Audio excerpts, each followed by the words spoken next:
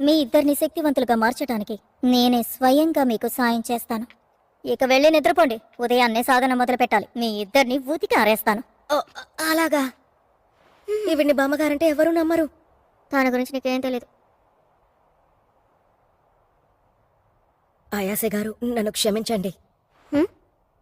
మొన్న ఆ యుఎఫ్ఓ వాళ్లతో గొడవ పడుతున్నప్పుడు ఎలాగైనా ముందు నేను నన్ను కాపాడుకోవాలని ఒక తప్పుడు నిర్ణయం తీసుకున్నాను. పొరపాటు చేశాను.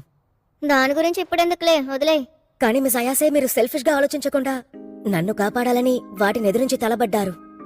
ఇంకొకసారి మీకేదైనా సమస్య వచ్చిందంటే నేను నా ప్రాణాల్ని అడ్డుపెట్టి మీ ప్రాణాల్ని ఎలాగైనా కాపాడతాను. దయచేసి ఈ ఒక్కసారికి నన్ను క్షమించండి. చివరి వరకు నాకు మంచి ఫ్రెండ్గా ఉంటారా? ఒరే బుడ్డడా, అలా అంతే లేదు. నువ్వు అనవసరంగా ఆలోచించకు. అయితే తలుపు తెరవగానే ఎందుకు నా మొహం మీద కొట్టారు? అది ఎందుకంటే నేను కాపాడలేదనేగా నాపై కోపంగా ఉన్నారు. రే, అలా అంతే ఏమి లేదని ఇప్పుడేగా చెప్పాను. అనవసరమైన వాటిని ఆలోచించకుండా ఉండు. నన్ను క్షమించండి. నిజం చెప్పాలంటే నువ్వు బానే తలబడుతున్నావు. నేను నన్ను చూసుకోగలను. వీలైతే నిన్ను చూసుకోలేదా నిన్ను నేను చూసుకుంటాను. సర్లే, వెళ్ళి నిద్రపో. రేపు మనకి ట్రైనింగ్ ఉంది. మిస్ అయాసే, అది ఏంటంటే అది నాకు దాహంగా ఉంది, నీళ్ళిస్తారా? నువ్వు టీని తీసుకోవచ్చా? తీసుకో అమ్మాయి. ఇప్పుడే ఒక ఆశ్చర్యకరమైన సమాచారం అందింది. మనందరి ఐడలైన షోమాకి రహస్యంగా ఒక బిడ్డ ఉంది.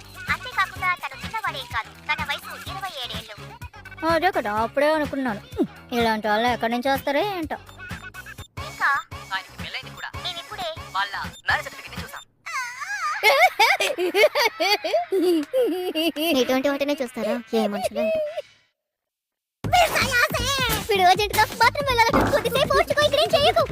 వెళితే వెళ్ళని. ఇక్కడ పెద్ద సమస్య ఏంటంటే వీడిన కంటికి ఎదురుగానే ఉండాలి. ఒకవేళ అలా లేకపోతే వాడి శాపాన్ని నేను కంట్రోల్ చేయలేను. వీడికి అర్జెంటుగా బాత్రూమ్ వచ్చినా నేను దాన్ని చూస్తూ ఉండాలి. అయితే ఏంటి చూడు, ఆ చండాలని నేను చూడలేను. నాకు చూపించాలని లేదు. నాకు సిగ్గు సర్వం లాంటివి ఉన్నాయి. అంతే, ఇకపై నేను మార్చుకోలేను. మనం వేరే ఏదైనా దారి ఆలోచించాలి. అదే నీ ప్రాబ్లం. అయినా